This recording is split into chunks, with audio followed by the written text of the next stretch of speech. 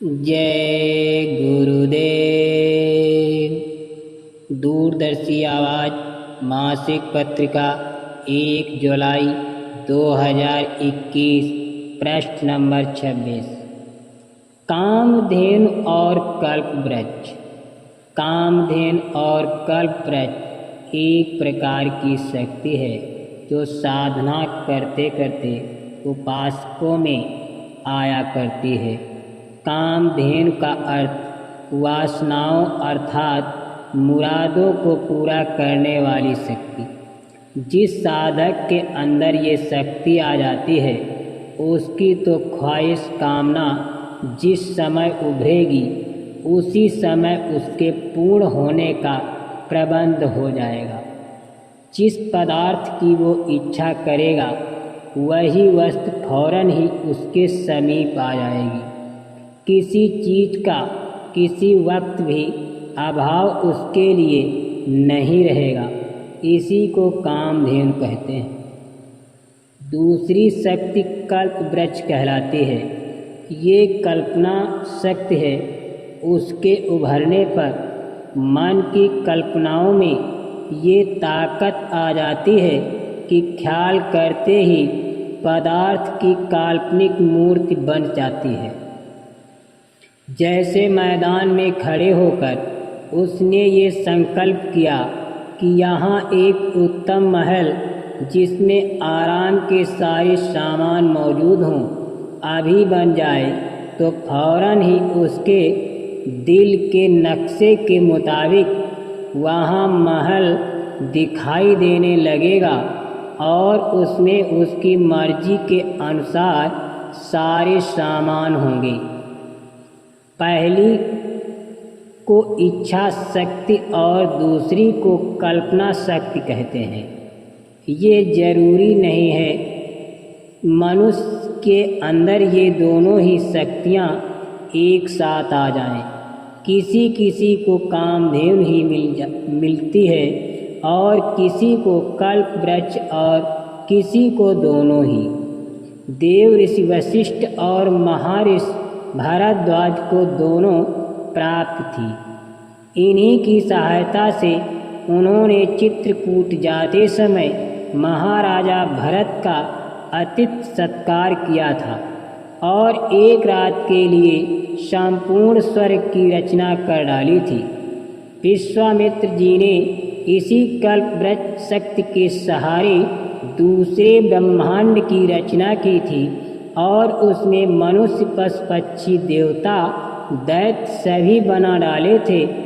अब गुरु कृपा और उद्योग से मनुष्य ऐसी सामर्थ्य पा सकता है।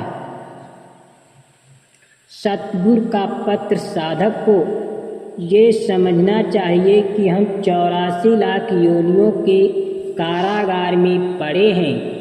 मनुष्य शरीर ही ऐसा शरीर है जिसमें हम हमेशा के लिए जन्म मरण के चक्कर से छूट सकते हैं, अन्य किसी शरीर से नहीं। हम मानव जीवन से भी खुश नहीं रह सकते। इंद्रियों का सुख नाम मात्र और क्षणिक है। इसके अलावा प्रत्येक मनुष्य की अपनी अपनी कठिनाइयाँ और दुख होते हैं। जैसे किसी की लड़की विधवा है, किसी की पुत्र वधू विधवा है, कोई कर्ज के बोझ से करह रहा है तो कोई मुकदमे में फंसा है और किसी को भूत प्रेत सता रहा है। हम जीवात्मा हैं, चेतन हैं और चेतन समुद्र की एक बूंद है। जब तक जीवात्मा जो अभी बूंद रूप में है इस शरीर से निकलकर चेतन समुद्र परमात्मा में नहीं मिल जाती तब तक इसे अस्थाई शांति नहीं मिल सकती। असंख्य युगों से हम लोग इस कारागार में फंसे हुए हैं। जब तक पूरे संत सतगुरु नहीं मिलते यहाँ से छुटकारा नहीं मिल सकता। जन्मों मरो यही क्रम चलता रहेगा। जन्मने और मरने की बहुत बड़ी पीड़ा होती है, इसे महात्मा जानते हैं।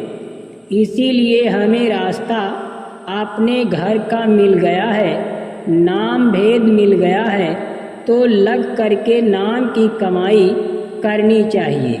हम करेंगे तो प्रकाश भी दिखाई देगा और अंतर में शब्द भी सुनाई देगा। इसी शब्द को नाम भी कहते हैं, ईश्वरीय संगीत भी कहते हैं। और इसी आवाज़ को पकड़कर जीवात्माएं ऊपर के मंडलों में चढ़ जाती हैं।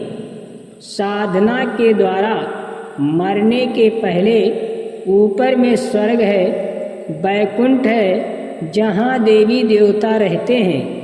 ईश्वर धाम में ईश्वर रहते हैं और ब्रह्मलोक में ब्रह्म का साक्षात्कार होता है। उसके बाद जीवात्मा बलवती हो जाती है और ऊपर में पार ब्रह्म का स्थान है। जीवात्मा जो अस्थाई शांति और आनंद तभी प्राप्त हो सकता है जब वो अपने सच्चे देश यानी सतलोक में पहुंच जाती है। सतलोक की सारी जीवात्माओं का अपना घर है, वहाँ काल व माया नहीं जा सकते, लेकिन तुम गुरु कृपा से अपने देश में जा सकते हो। कहें कबीर वा घर चलो जहाँ काल न जाई। जीवात्मा नाम की कमाई से जगेगी, अपने घर पहुँचेगी। जय गुरुदेव।